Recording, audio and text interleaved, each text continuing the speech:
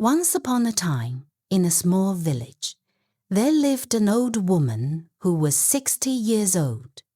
Every night, she would sit outside her beautiful little house near the flowing river and tell stories to the children of the village. That night was quiet in the little village. Children sat around an old woman. Her wrinkled face shone in the moonlight, and her eyes were full of secrets. Children together. "Grandma, tell us a story tonight." Old woman smiling. "Tonight, I will tell you my own story. A story from when I was 25. Children, surprised. "Your story? A real one?" Old woman. "Yes, a real one.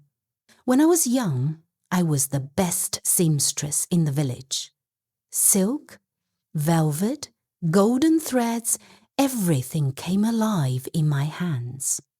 Even the rich people and the nobles sent me their clothes to sew. A child. So you were famous, Grandma?" Old woman. "A little bit. Yes. But one night, something happened that changed my life forever." One day, as she sat by the riverbank, working at her sewing machine and stitching clothes, a most beautiful fairy descended from the sky. Her hair was the color of burgundy, and she wore a gown of pure white. In her hand, she carried a magical wand with a star at its tip, from which golden light flowed. Upon her back were shining white wings, made from the feathers of birds. "Fairy, we have heard of your gift. You sew the most beautiful clothes. The Queen's daughter in Fairyland is about to be married. We want you to come and make her wedding dress." Me? Shocked? Fairyland? How will I sew clothes for fairies? I already have so much work to do. "Fairy, do not worry. You have 2 days. Finish your work here. Then an enchanted horse will come for you." For 2 days I prepared myself. I said goodbye to my family. And then the sky lit up again. A white horse, with wings brighter than the moon, came down from the clouds. Its eyes were blue like the sea. I climbed onto its back, and we flew. My village became smaller and smaller until it disappeared. We entered Fairyland. Oh, children, how can I describe to you what a beautiful place it was? The fairies' homes were so enchanting. They were shaped like little cottages, yet decorated with vines of flowers. And it seemed as though they were floating upon the clouds. Everywhere there were blossoms, streams of water flowing, and a gentle river passing in front of their houses. Some of the fairies were picking flowers, while others played beneath the waterfalls. Everywhere there was joy and laughter. They welcomed me with joy. Then I was taken before the Queen. The Queen welcomed me with great respect.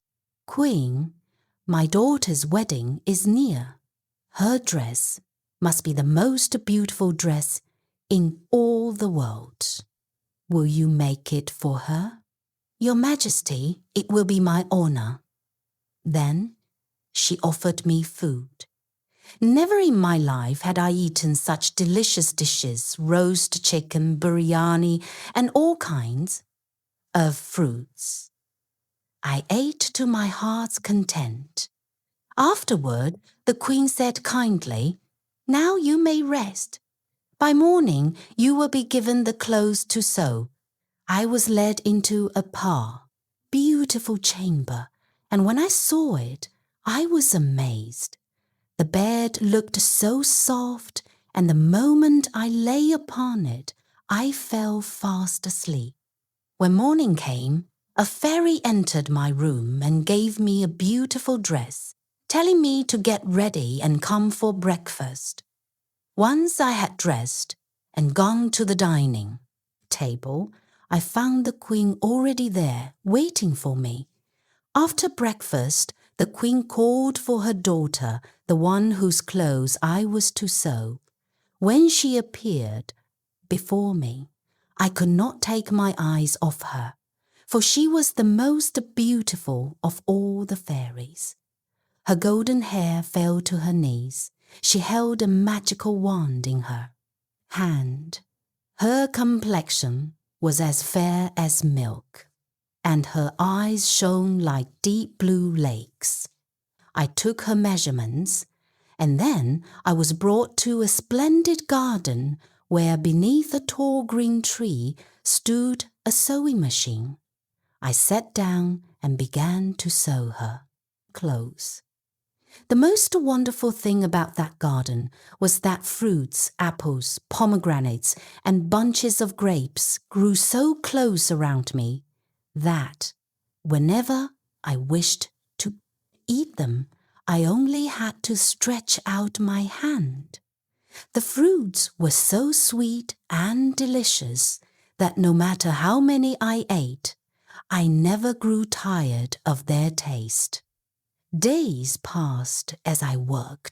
I sewed with golden thread, silver lace, and jewels that glowed like stars. The fairies brought me flowers with scents of heaven. The princess tried the dress, and her face lit up. Princess smiling. Oh, this feels like magic. No, no, dear princess. The magic is in your smile. The wedding day came. Fairyland was full of light and music. Fairies danced in the air. The princess walked in her wedding dress, shining like the moon. The queen held my hand and said, "Thank you so much.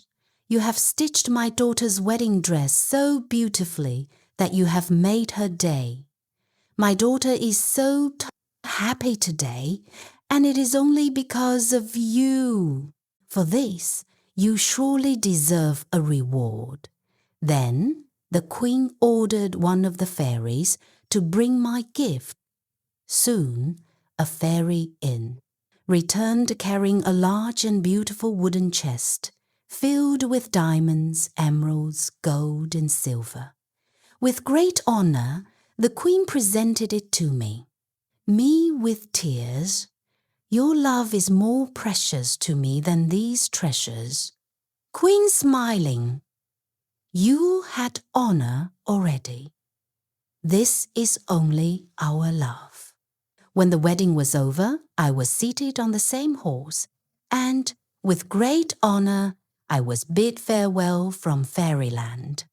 When I returned to the earth, I shared some of the diamonds, gold, and silver with the poor people of my village, and kept a little for myself.